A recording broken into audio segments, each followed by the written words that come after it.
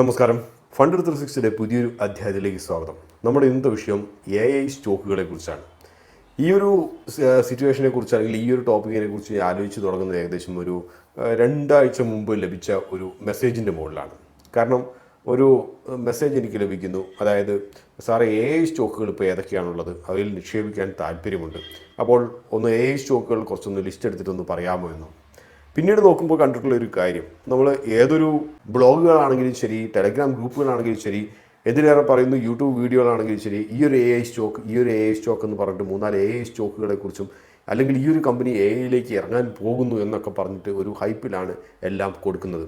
എന്തിനേറെ പറയുന്നു, കുഞ്ഞൻ കമ്പനികൾ, ചില കുഞ്ഞു കമ്പനികൾ, സോഫ്റ്റ്വെയർ ആകട്ടെ, ചില ട്രേഡിംഗ് കമ്പനികളാകട്ടെ, ഇവയുൾപ്പെടെ AI ടെക്നോളജീസ് ഭാവിയിൽ ഉപയോഗിക്കാൻ പോകുന്നു. അതിനു വേണ്ടിയിട്ട് ഏതോ സോഫ്റ്റ്വെയർ വാങ്ങിച്ചു എന്നും, അല്ലെങ്കിൽ പമ്പ് ആൻഡ് ഡമ്പുകാർ 2 രൂപ ഇരിക്കുന്ന ഒരു ഗതിയും പരഗതിയും ഇല്ലാത്ത, യാതൊരു സെയിൽസും ഇല്ലാത്ത കമ്പനി ഉടനെ ഇപ്പം ഡാറ്റാ സെൻറ്റർ ബിസിനസ്സിലേക്ക് ഇറങ്ങാൻ പോകുന്നു എന്നെല്ലാം പറഞ്ഞിട്ടാണ് നാട്ടുകാരെ വളരെയധികം ഉത്തേജിപ്പിക്കുന്നത്. ഇത്തരത്തിലുള്ള ഒരു ഉത്തേജനം ലഭിക്കുന്നത് എന്തുകൊണ്ടാണെന്ന് വെച്ച് കഴിഞ്ഞാൽ ഇപ്പോൾ ട്രെൻഡിങ് ആയിട്ടുള്ളത് AI ആണ് എന്നുള്ളത് കൊണ്ട് തന്നെയാണ്. അപ്പോൾ ഈ ഒരു അവസ്ഥയിലാണ് ഈ ഒരു ചോദ്യങ്ങൾക്ക് ഉത്തരമായിട്ട് AI സ്റ്റോക്കുകളിലേക്ക് നമ്മൾ കാലെടുത്ത് വയ്ക്കുന്നത് ഇപ്പോൾ നല്ലതാണോ അല്ലയോ എന്നുള്ളത് നമ്മൾ വളരെ വാസ്തവികമായിട്ടുള്ള നമ്പേഴ്സിൻ്റെ പേരിൽ നമ്മളൊന്ന് ചെറിയൊരു അനാലിസിസ് നമ്മൾ നടത്തുകയാണ്. അതാണ് ഇന്നത്തെ ഈ ഒരു വീഡിയോയുടെ പ്രധാന പ്രതിപാദന വിഷയം. റോയിട്ടേഴ്സിൻ്റെ കണക്കനുസരിച്ച് ആമസോൺ, ആൽഫബറ്റ്, അതായത് ഗൂഗിളിൻ്റെ പാരൻറ്റ് കമ്പനി, മൈക്രോസോഫ്റ്റ്, മെറ്റ, 3-4 പേരും ചേർന്നിട്ട് ഒരു വർഷം ഏകദേശം 300 മുതൽ 400 ബില്യൺ US$ AI ഇൻഫ്രാസ്ട്രക്ചറിന് വേണ്ടി മാത്രം ചെലവഴിക്കുന്നത്. ഇത് വരും കാലങ്ങളിൽ കൂടിയേക്കാം. ഇവ കൂടാതെ ഇതിൻ്റെ ഏകദേശം 3 ഇരട്ടിയോളം ഇത്തരത്തിലുള്ള വലിയ കമ്പനികളല്ലാത്തവർ ലോകം മൊത്തം ഇരുന്ന് ചെലവഴിക്കുന്നു ഉണ്ട്. മെക്കിൻസിയുടെ കണക്കനുസരിച്ച് 2030 ആകുമ്പോഴത്തേക്കും ഏകദേശം US മാത്രമുള്ള AI സ്പെൻഡിങ് 5 ട്രില്യൺ കടക്കും എന്നാണ് കരുതപ്പെടുന്നത്. അതേസമയം ബ്ലൂംബർഗ് അടുത്തിടെ നടത്തിയ റിസർച്ച് അനുസരിച്ച് AI ഇൻവെസ്റ്റ്മെൻറ്റ് നടത്തിയ ആർക്കും ഇതിന് ഒരു റിട്ടേൺസും ലഭിക്കുന്നില്ല എന്നുള്ളതാണ്. ഒരു റിട്ടേൺസും ലഭിക്കുന്നില്ല എന്ന് പറയുമ്പോൾ മനസ്സിലാക്കേണ്ട ഒരു കാര്യം, ലാഭകരമായിട്ടുള്ള രീതിയിൽ ഒരു റിട്ടേൺസും ലഭിക്കുന്നില്ല എന്നുള്ള രീതിയിലോ, അല്ലെങ്കിൽ ഒരു ഫാൻസി എന്നുള്ള രീതിയിൽ വളരെ ചെറിയ നാമമാത്രമായിട്ടുള്ള റിട്ടേൺസ് ലഭിക്കുന്നു എന്ന രീതിയിലോ മാത്രമാണ് കണക്കാക്കേണ്ടത്. നമുക്കറിയുന്ന പോലെ തന്നെ നമുക്ക് ഏറ്റവും അധികം പരിചയമുള്ളതും ഒക്കെ ആയിട്ടുള്ള ChatGPT ആകട്ടെ, OpenAIയുടെ, അല്ലെങ്കിൽ ഒരു കണ്ടെയ്നറായിട്ടുള്ള പെർപ്ലക്സിറ്റി ആകട്ടെ, APIസിന് ചാർജ് ചെയ്യുന്ന ക്ലൗഡ് ആകട്ടെ, അല്ലെങ്കിൽ ജെമിനി ആകട്ടെ, ഇവരെല്ലാവരും ഈ പറഞ്ഞ റിട്ടേൺസ്, ഈ സബ്സ്ക്രിപ്ഷൻ ആണെങ്കിൽ പോലും അതിൻ്റെ റിട്ടേൺസ് വളരെ നാമമാത്രമാണ് എന്നുള്ളൊരു സത്യം അവിടെ നിലനിൽക്കുന്നു. ഇത്തരത്തിലുള്ള ബ്ലൂംബർഗിൻ്റേത് കൂടാതെ ക്രെഡിബിൾ ആയിട്ടുള്ള ഒരു റിസർച്ച് നടത്തിയത് MIT ആണ്, Massachusetts institute of technology. 95% AI സ്റ്റാർട്ടപ്പുകളും നഷ്ടത്തിലാണ്. വളരെ രസകരമായിട്ടുള്ള കുറച്ച് ഫൈൻഡിങ്സും കൂടി MITയുടെ റിസർച്ചിൻ്റെ അകത്ത് പറയുന്നു. അതായത് കോഡിങ്ങിന് വേണ്ടിയിട്ട് നമ്മൾ ഉപയോഗിക്കുന്നു എന്ന് പറയുമ്പോൾ, ഈ കോഡിങ്ങിന് വേണ്ടി ഉപയോഗിക്കുന്നത് വളരെയധികം പ്രൊഡക്ടിവിറ്റി കൂട്ടുമെന്ന് പറയപ്പെടുന്നുണ്ടെങ്കിൽ പോലും ഇൻലൈൻ കോഡിങ്ങിന് വേണ്ടിയിട്ട് ഒരു ഇൻഹൗസ് AI ഏജൻറ്റ് അത് കാര്യമായിട്ട് മാൻ പവർ കുറയ്ക്കുന്നില്ല എന്നുള്ളതാണ് കരുതപ്പെടുന്നത്. കേപ്പബിലിറ്റി റിലയബിലിറ്റി ഗ്യാപ്പ്, അതായത് കഴിവും അതേപോലെ തന്നെ നമുക്ക് ആശ്രയത്വവും തമ്മിലുള്ള ആ ഒരു വിടവ്, അത് ഫില്ല് ചെയ്യാൻ വേണ്ടിയിട്ട് AI ഏജൻസിന് കഴിയുന്നില്ല എന്നുള്ളത് പറയുന്നു. ഭാവിയിൽ ഇത് നന്നായേക്കാം. കാരണം നമുക്കറിയുന്ന പോലെ തന്നെ AI പ്ലാറ്റ്ഫോംസൊക്കെ ഒരു 6 മാസത്തിന് മുമ്പ് ഉണ്ടായിരുന്ന പോലെ അല്ല ഇന്ന്, വളരെയധികം മാറ്റങ്ങൾ വന്നു. അതുപോലെ തന്നെ ഭാവിയിൽ നന്നായേക്കാം. പക്ഷേ MITയുടെ പേപ്പറിൻ്റെ അകത്ത് ഇത് എടുത്തു പറയുന്നു. അപ്പോൾ ഇവിടുത്തെ പ്രശ്നം ഇതൊന്നുമല്ല, കാരണം ഭാവിയിൽ നന്നാകുകയോ അതുപോലെ തന്നെ ഒരു റവന്യൂ ഉണ്ടാവുകയോ ചെയ്യും. പക്ഷേ AIയിലേക്കുള്ള CapEx സ്പെൻഡിങ് ഒരു പരിധി വിട്ട് നടന്നു പോവുകയാണ് എല്ലാ IT കമ്പനികളുടെയും മാനുഫാക്ചറിങ് കമ്പനികളുടെയും എന്നുള്ള ഒരു അപകടകരമായിട്ടുള്ള ഒരു സ്ഥിതിയാണ് നമ്മുടെ മുമ്പിൽ നിൽക്കുന്നത്. അഥവാ ഇൻവെസ്റ്റ്മെൻറ്റ് കമ്മ്യൂണിറ്റിയുടെ മുമ്പിൽ ഒരു AI അല്ലെങ്കിൽ AI റിലേറ്റഡ് ആയിട്ടുള്ള എന്തെങ്കിലും ഒരു പ്രോജക്ട്സോ കമ്പനിയോ അവതരിപ്പിച്ചെങ്കിൽ മാത്രമേ അതിൻ്റെ അകത്ത് ഇൻവെസ്റ്റ്മെൻറ്റ് ലഭിക്കുകയുള്ളൂ എന്നൊരവസ്ഥയിലേക്കുള്ള പോക്ക്. ഇത് താരതമ്യം ചെയ്യപ്പെടുന്നത് .com ബബിളുമായിട്ടാണ്. നമുക്കറിയുന്ന പോലെ തന്നെ ബബിൾ എന്ന് പറഞ്ഞു കഴിഞ്ഞാൽ അതിങ്ങനെ വലുതായി വരും, അതായത് വാല്യുവേഷനെയൊക്കെ പറപ്പിച്ചുകൊണ്ട് മുമ്പോട്ട് പോകും. പക്ഷേ പെട്ടെന്ന് ഒരു ദിവസം തകർന്ന് തരിപ്പണമാവും. നമ്മുടെ .com ബബിളും അതുപോലെ തന്നെയായിരുന്നു. ഇൻ്റർനെറ്റിൻ്റെ ആവിർഭാവത്തോട് കൂടിയിട്ട് വഴിയെ പോയ ആരും ഇൻ്റർനെറ്റ് ടെക്നോളജീസോ ആയിട്ട് എന്തെങ്കിലും മുമ്പോട്ട് പോയി കഴിഞ്ഞാൽ അതിനെല്ലാത്തിനും നിക്ഷേപിക്കാൻ വേണ്ടിയിട്ടും ഒരു വാല്യൂഷൻ നോക്കാതെ അതിലേക്ക് ഈയാമ്പാറ്റകളെ പോലെ പറന്നു കൂടുന്ന ഒത്തിരി ഏറെ നിക്ഷേപകരും ഉണ്ടായിരുന്ന ഒരു കാലഘട്ടമാണ് .com ബബിൾസ്. അത് പെട്ടെന്ന് പൊട്ടിത്തകർന്നതിന് ശേഷം നിലനിന്നവയെല്ലാം നല്ലതായിരുന്നു.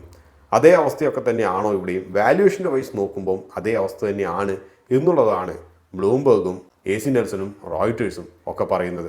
അതേസമയം .com ബബിളും ഇപ്പോഴത്തെ AI ബൂമും തമ്മിൽ വലിയൊരു വ്യത്യാസമുണ്ട്. ഒന്നാമത്തെ പ്രധാനപ്പെട്ട വ്യത്യാസം എന്ന് വെച്ച് കഴിഞ്ഞാൽ .com ബബിളിനെ സംബന്ധിച്ച് കുറച്ചുകൂടി റിലയബിൾ ആയിട്ട് കുറച്ച് അധികം കാലം ലൈഫ് സ്പാൻ ലഭിക്കുന്ന ഹാർഡ്വെയർ ആയിരുന്നു അതിന് വേണ്ടിയിരുന്നത്.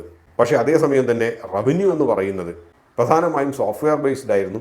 അതിൻ്റെ അകത്ത് കാണാൻ കഴിയുന്ന ടാഞ്ചബിൾ ആയിട്ടുള്ള കാര്യമായിട്ട് സാധനങ്ങളൊന്നും ഇല്ലാതിരുന്നത് കൊണ്ട് തന്നെ മാർജിൻസ് താരതമ്യേന വളരെ വലുതായിരുന്നു. 2000-കളിലും 90-കളിലും ഒക്കെ 96%, 97% ഒക്കെ പ്രോഫിറ്റ് മാർജിൻ നിലനിർത്തിയിരുന്ന പല സോഫ്റ്റ്വെയർ കമ്പനികളും ഉണ്ടായിരുന്നു.